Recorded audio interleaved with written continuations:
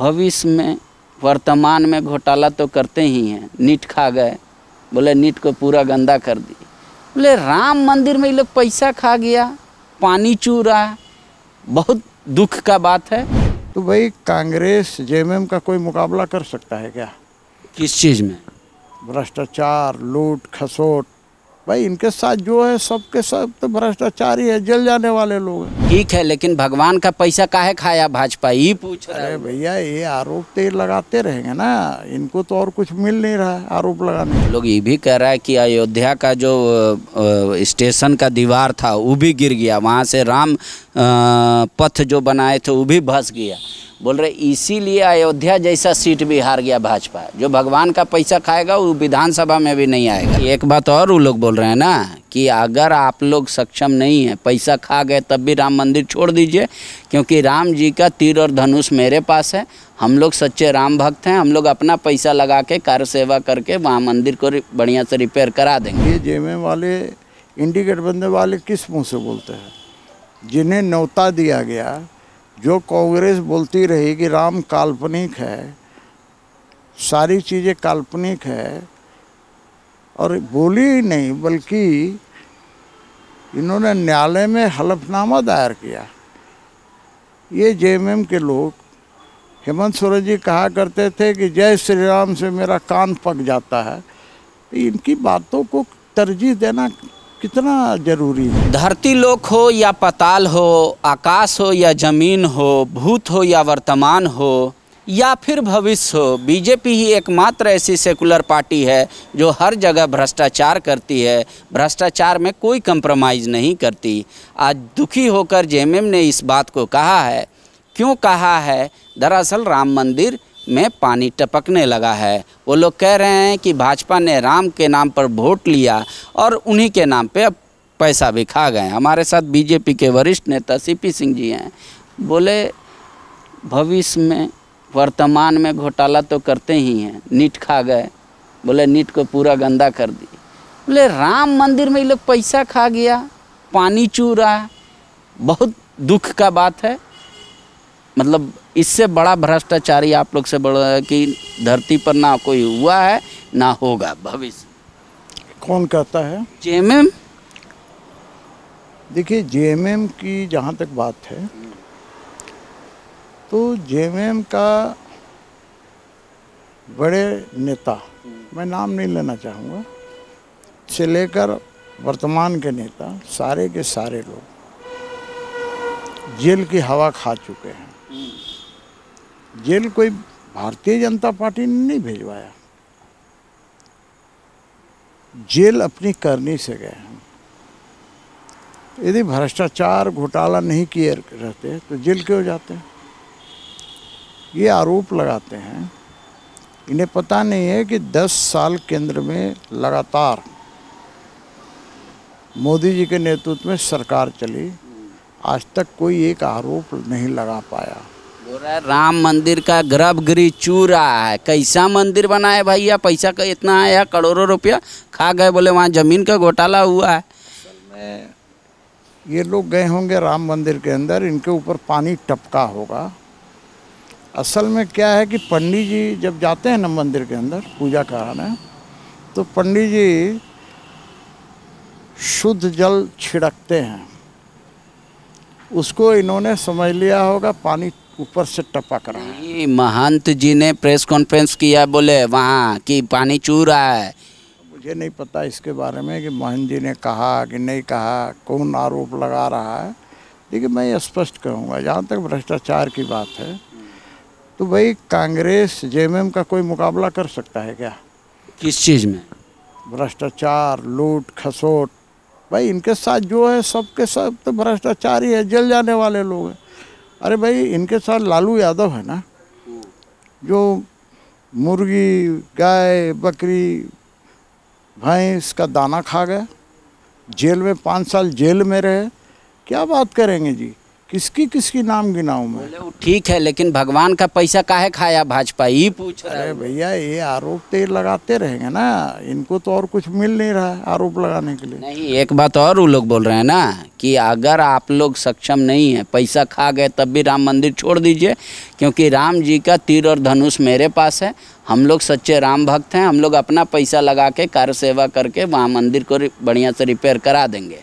बोले शंकराचार्य बोलते रह गए, जो धर्म ध्वज हैं उनको ये लोग नकार दिए कि अवतारी पुरुष आए हैं। देखिए क्या है ना कि ये जेएमएम वाले, इंडी गठबंधन वाले किस मुंह से बोलते हैं? जिन्हें न्योता दिया गया, जो कांग्रेस बोलती रही कि राम काल्पनिक है, सारी चीज़ें काल्पनिक है, और बोली ही नहीं बल्कि इन्होंने न्यायालय में हलफनामा दायर किया। ये जेएमएम के लोग, हेमंत सोरेन जी कहा करते थे कि जय श्री राम से मेरा कान पक जाता है, तो इनकी बातों को तरजीह देना कितना जरूरी है भाई? प्रेस कॉन्फ्रेंस करके आज आरोप लगाया गया है ना आप। मैं आरोप लगाने के लिए तो आप किसी पर लगा सकते हैं, उसमें दिक्कत क्या है भाई? प्रेस कॉन्फ्रेंस करना आसान है, आप किसी पर कुछ भी आरोप लगा दीजिए। तो आरोप लगा देने से हम उसके पीछे पीछे भागते चले क्या? भैया भारतीय जनता पार्टी एक ऐसी पार्टी है जो राष्ट्रवादी पार्टी है, एक ऐसी पार्टी है जो धर्म में विश्वास करने वाली पार्टी है। हम सभी सनातनी हैं और सनातन के जितने धर्म के अंदर जितने देवी देवता हैं हम उसकी पूजा आराधना करते हैं। वो लोग ये भी कह रहा है कि अयोध्या का जो स्टेशन का दीवार था वो भी गिर गया, वहाँ से राम पथ जो बनाए थे वो भी धंस गया। बोल रहे इसीलिए अयोध्या जैसा सीट भी हार गया भाजपा, जो भगवान का पैसा खाएगा वो विधानसभा में भी नहीं आएगा। ये ऐसा है ना, अयोध्या में हम लोग आंदोलन चल रहा था, इन्हें पता नहीं होगा क्योंकि इन्हें राजनीतिक ज्ञान का अभाव है। पहले भी एक बार हम लोग हार चुके हैं, एक बार कम्युनिस्ट पार्टी वहाँ से जीत चुकी है, इन्हें नहीं पता होगा। वहाँ से एक बार कम्युनिस्ट पार्टी भी जीत चुकी है राम आंदोलन चलने के बाद भी। तो मैं ये कह रहा हूँ कहीं से हार जाना कहीं जीत जाना ये मायने नहीं रखता है कि आप में लोगों की आस्था समाप्त हो गई है। भाई भारतीय जनता पार्टी में आस्था नहीं होती तो आप एक बात बताइए कि सभी इंडी गठबंधन के लोग मिलकर भी 240 के आंकड़ा को नहीं छू सका।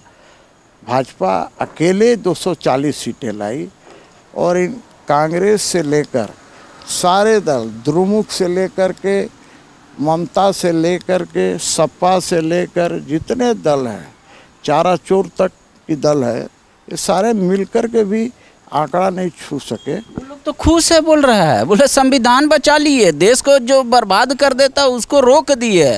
पूर्ण बहुमत में भाजपा आती तो बोले कि सर, बोले हम लोग हार के भी जितना खुश है ना वो लोग जीत के भी नहीं खुश। 1975 में आपातकाल लगाया, पूरा प्रेस अभिव्यक्ति की स्वतंत्रता पर प्रतिबंध लगा दिया, वो संविधान बचाने चले। खड़गे जी गुस्सा आ जाते हैं आपके इस बात पे। कल लोकसभा में बोले ना कि आप लोग 10 साल से अघोषित आपातकाल लगाए हैं, कोई आपके खिलाफ नहीं बोलता ना कि ये लोग जो है ना, ये लोग तो चोर मचाए शोर वाली कहावत को चरितार्थ कर रहे हैं।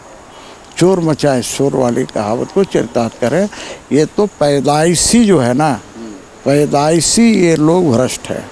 ठीक है, एक आखिरी सवाल, आपको बोला जा रहा है कि सारा बीजेपी का कार्यकर्ता जाए, सभी के घर में माफ़ी मांगे राम भक्तों से कि हाँ हम लोग राम के नाम पे पैसा खा लिए, तब बोला कि जेएमएम हम लोग मिल के बना देंगे, जो सच्चे राम भक्त हैं। मंदिर जो आप लोग अधूरा छोड़ दिए और जो टपक रहा है भ्रष्टाचार। अरे भैया मैं पहले भी कहा है कि जेएमएम के नेता हेमंत सोरेन कहते हैं कि जय श्री राम के नारों से मेरा कान पक जाता है, वो क्या बनाएगा? इसलिए इन सब बातों को छोड़िए, धर्म का काम है, इनके बस की बात नहीं है।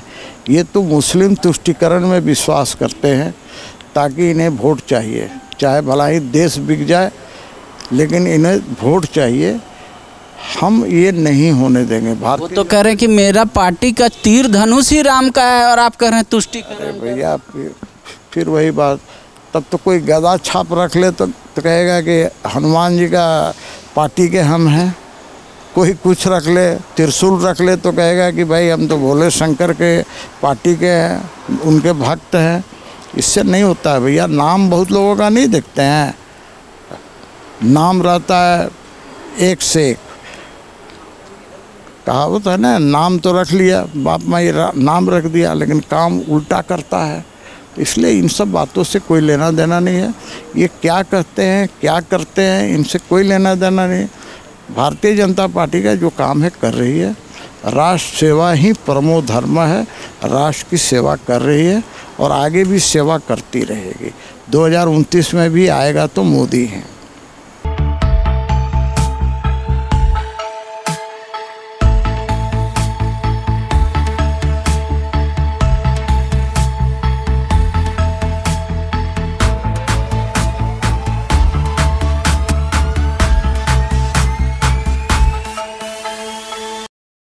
बायोम मेडिकल प्रिपरेशन का एकमात्र संस्थान जहां है complete digital classrooms, individual doubt counters, video lectures, student tracking system, library facility, 100% result oriented rankers batch, study package and class notes in PDF।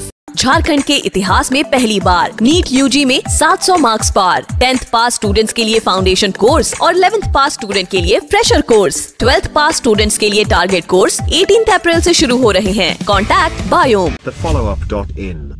Like, share and subscribe. www.thefollowup.in